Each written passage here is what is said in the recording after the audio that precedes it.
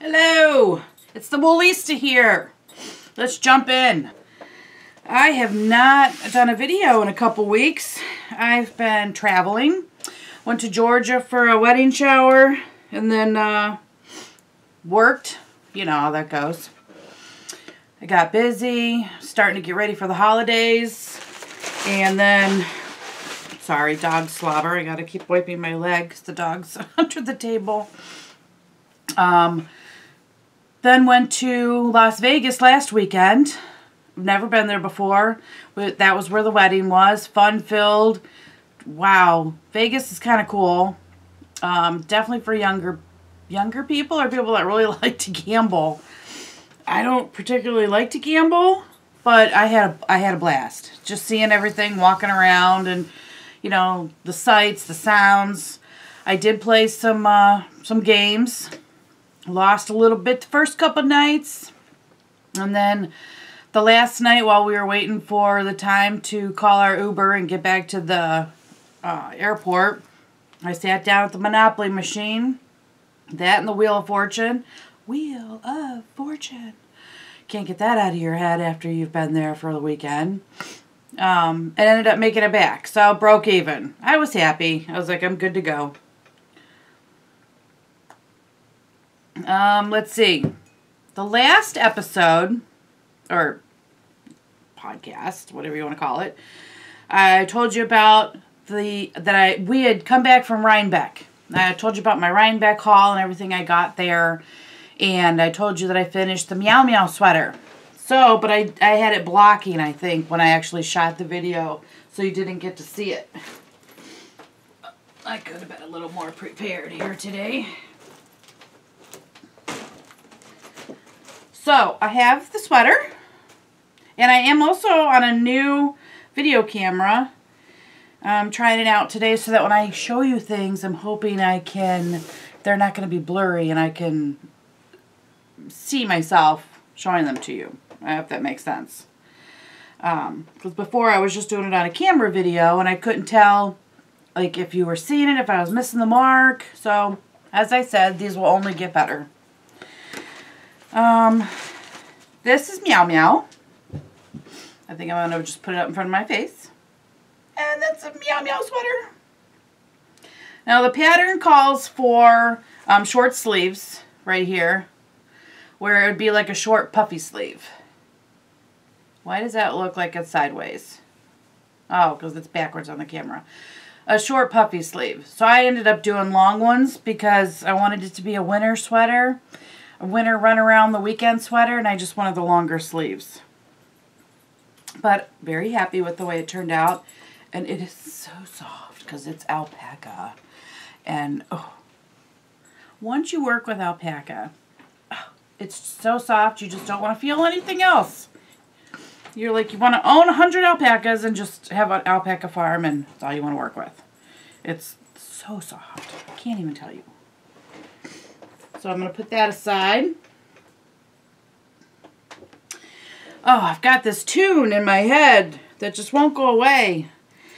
She's not a new singer, but she's a new to me singer. You know, when you're up late at night and you're scrolling through YouTube or the Facebook videos, and all of a sudden she just popped up, and it's a singer named LP, Laura something. Laura Pelagasi, something like that. I don't know what it was. I've only caught like 4 of her videos so far. The first video that I had scrolled through on Facebook was just like really cool. She's got a different style. Very eclectic. For a second, I thought she was a guy. You know, she's very flat-chested, very tiny.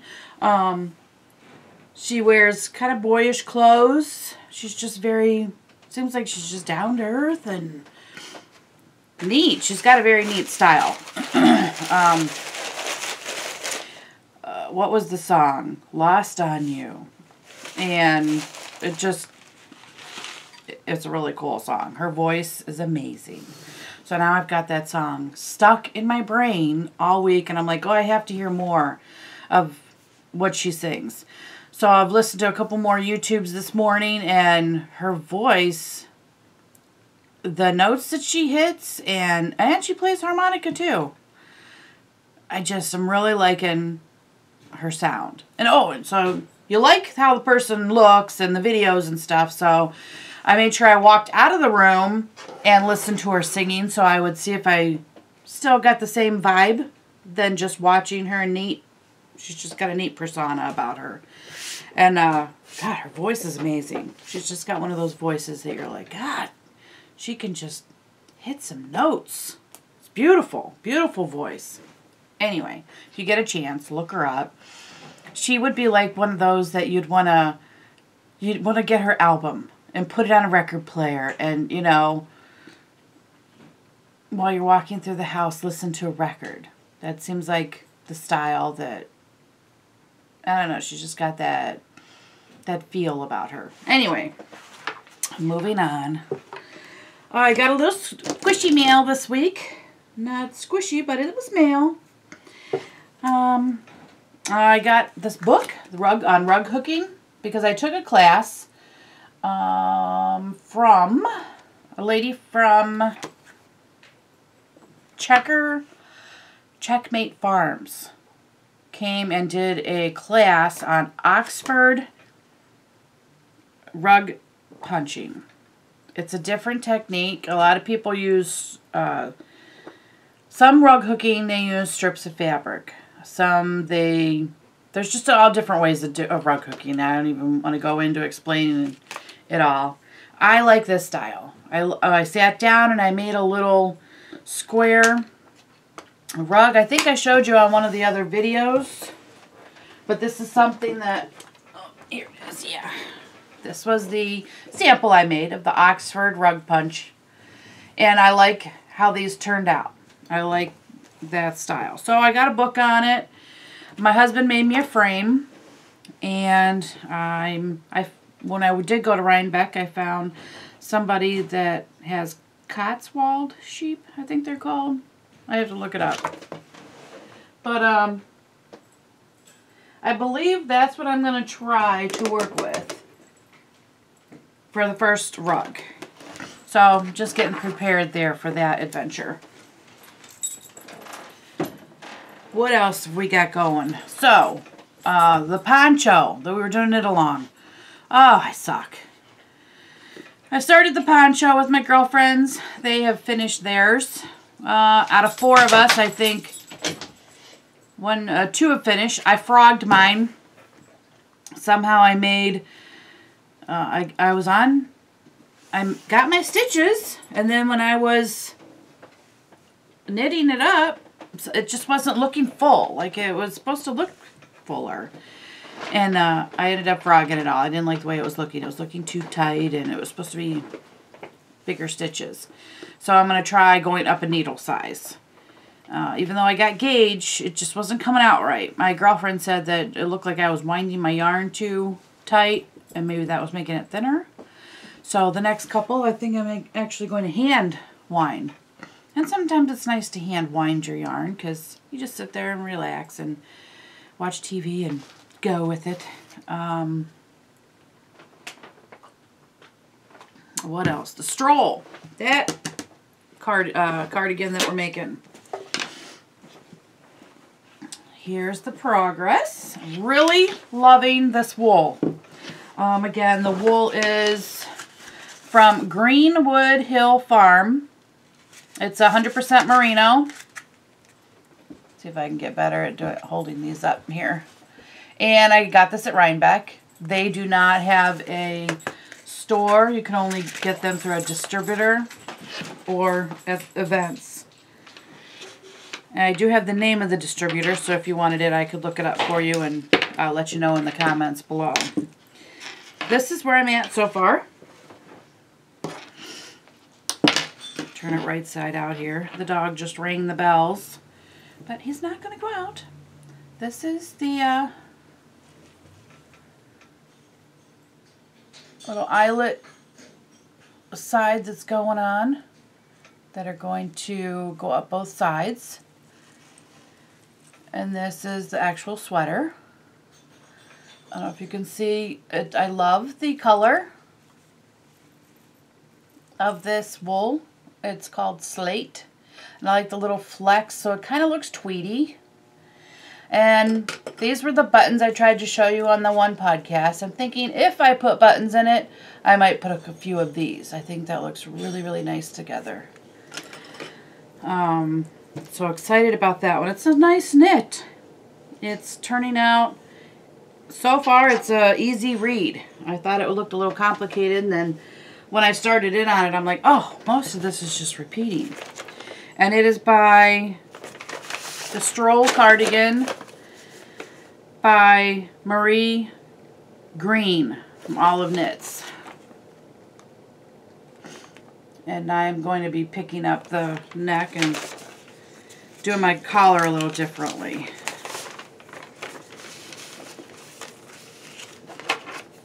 Okay, on with this. Next, I bought a couple things since the last show. I was up at our local fiber store, Bracken Moss, and I bought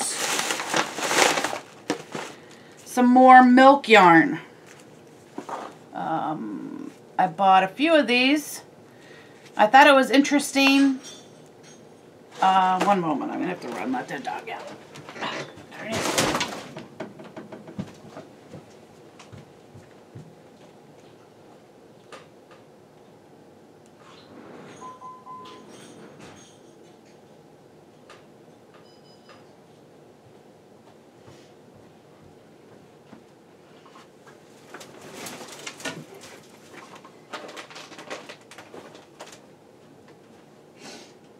Okay, I'm back. I don't know how to pause the video yet. I just got it. And he will keep ringing the bells and keep ringing the bells until I let him out. I'm like, did I do myself a favor teaching him to ring the bells to go out or not? I feel like a bellhop most days. Because now the cats do it too. They see that I let him out when he rings the bells. Now they do it. I'm like, I've cursed myself. Okay, back to the milk yarn. I bought a few of these in different colors, and I only bought one of each, so they don't hold much. 100% milk yarn, how much? 219 yards. Not sure what I'm going to do with it yet, so I thought I should buy a few more in case I wanted to make something bigger and I would have enough. Because it seems like, with me anyway, I don't know if you're all like this, but you see something, you're like, oh, cool, look at that color, look at that texture. And you grab one because you're like, oh, I want to work with that. Or you grab one or two. You get home and you're like, what am I going to make with this? I don't have enough yardage for like nothing but a scarf or something. How many scarves can you make? Personally, I need to make some more scarves because I have girls, and somehow you lose your scarves over time. Anyway. So that's what I'm doing, is buying more of that up so I can figure out the yardage and what I can possibly use. From the store also, I bought some dyed Leicester locks. See if I can get the color to show up. It's like a purplish burgundy. And I'm going to end up flicking these with a flicker and then spinning them. I'll just flick through the curls and then spin it up. So I'm hoping you can get the color to come through.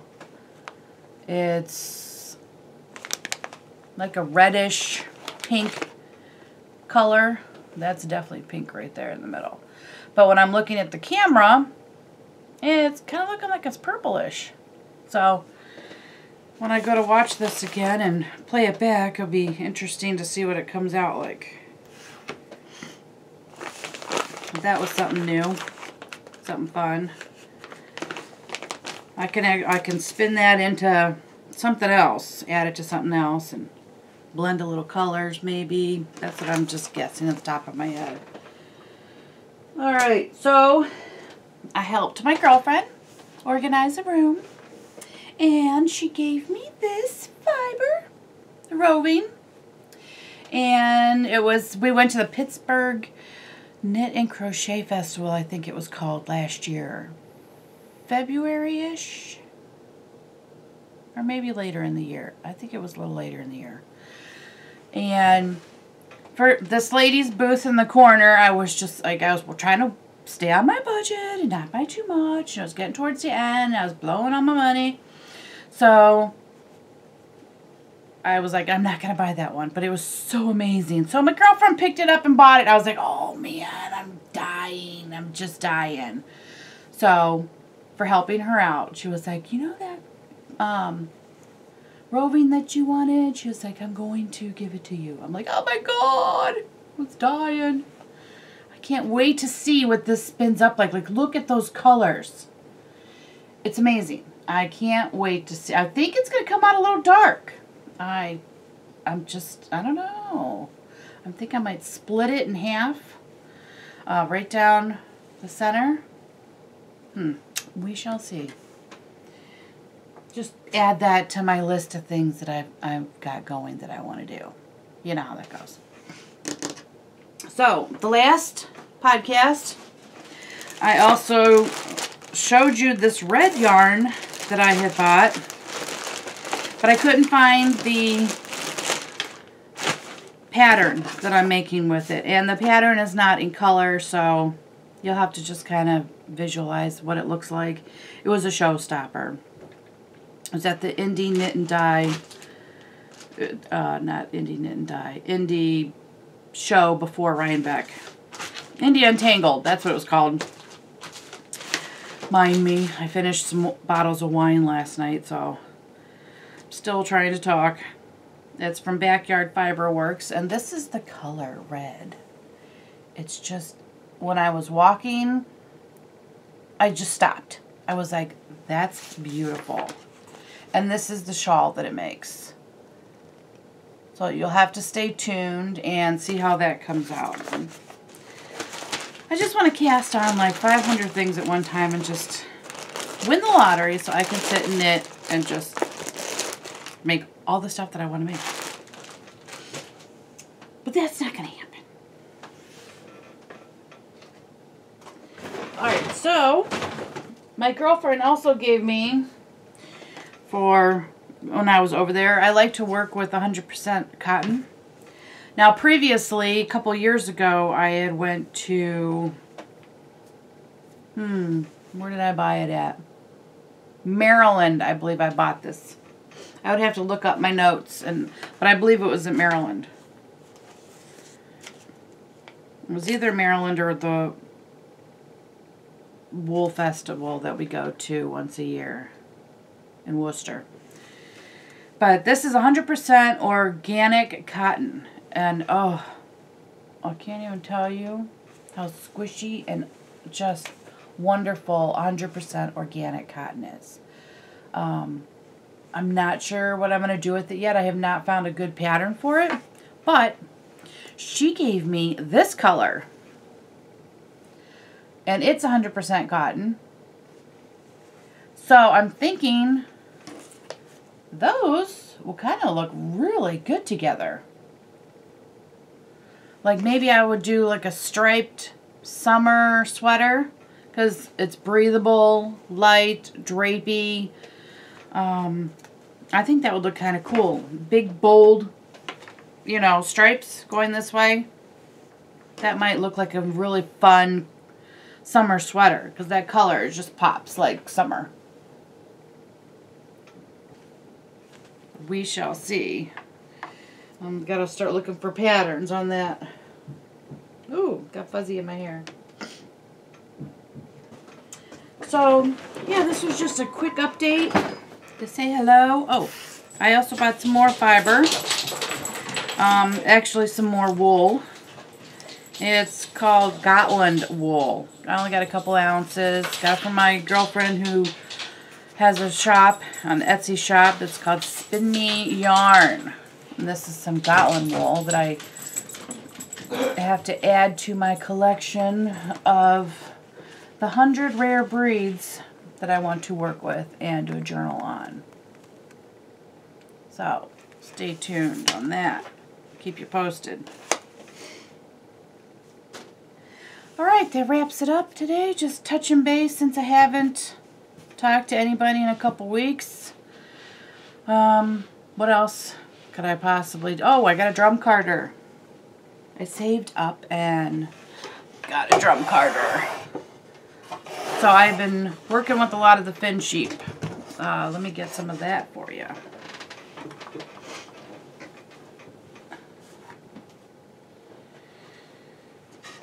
Well, that's way on the other side of the room. Let's see if we can move the camera down. I'm not used to this thing yet, this setup. Here we go. So, right here is the drum carder. I got a brother one, and you can take the drums out and put different sizes in, which is very useful. So I will do another podcast on working with that. I just got it in the door this past week, so I'm still working with it and learning it. So more to come on that. All right, have a good day. And this is TheWoolista out.